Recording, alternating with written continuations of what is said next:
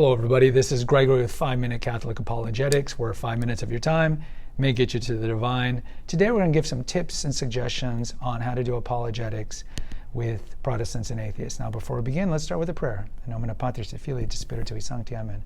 Gloria Patri et Filio et Spiritui Sancto, secutor in principio et nunc et semper et saecula seculorum. Amen. In nomine Patris et Filii et Spiritui Sancti, Amen.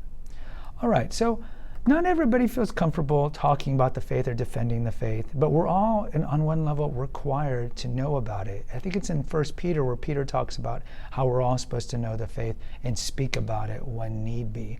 And also, we know the Great Commission that Christ gave us when he ascended that we're supposed to teach to everybody. It wasn't necessarily just to the apostles. And if you look at the spiritual works of mercy, one of them is admonishing the sinner, but also informing the ignorant. So we are kind of called as Catholics to preach the word, but some people are shy, some people are kind of introverted. Maybe they're like controversial. They don't want to court controversy. But if you do get in a situation where you are with a family member or with a stranger at a coffee shop, which happens to me quite a bit because I always have my Bible out when I go to coffee shops, and that does engender conversation.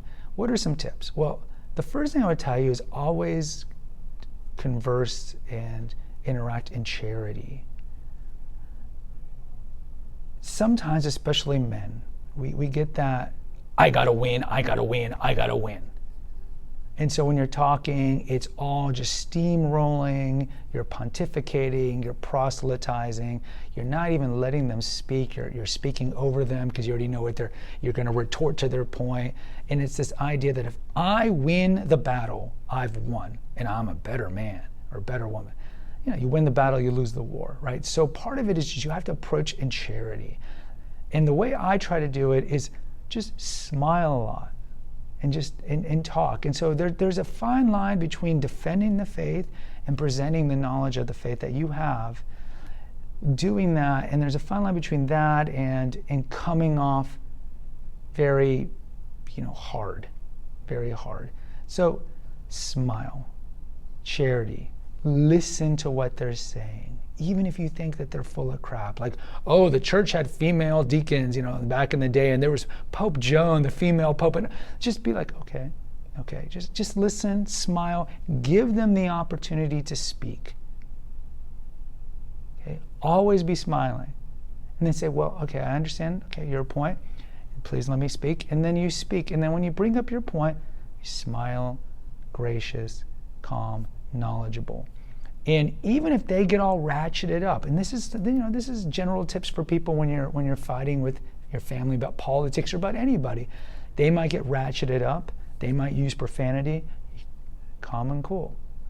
And the two basic things, even if you don't know a lot about the Catholic faith, that you can always use is whatever their accusation is, say the Catholic Church has never taught that. There's a catechism. We talked about the secret doctrine episode. We have a catechism that enumerates everything that we believe.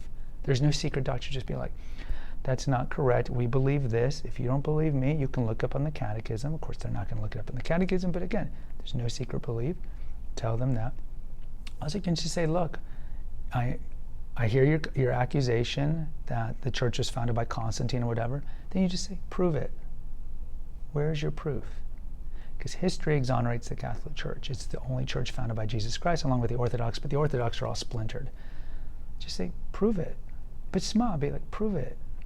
No, what you're saying about the Catholic Church is not right. We don't worship Mary. We're not cannibals. It says here in our catechism, we're not. Oh, but that's where you really do worship Mary. Well, prove it. And no, we don't. The official teaching of the church is right here.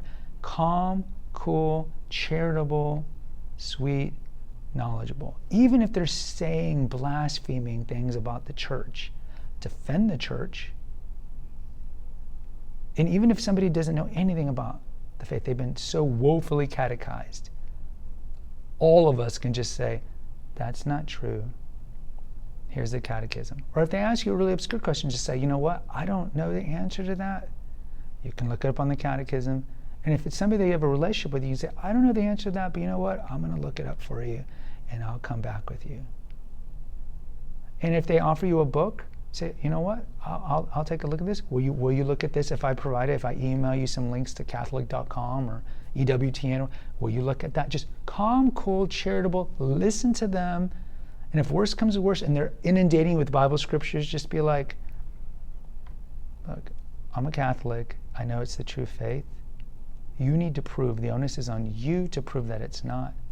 Oh, and by the way, here's a catechism. This is what we believe, to erase any misconceptions that you have. Guys, hopefully this gives you some tips and some help. Please post in the comments how you like to deal with apologetics. Hit the notification, subscribe, and share button. As always, share with others. Until next time, take care, God bless, and pray.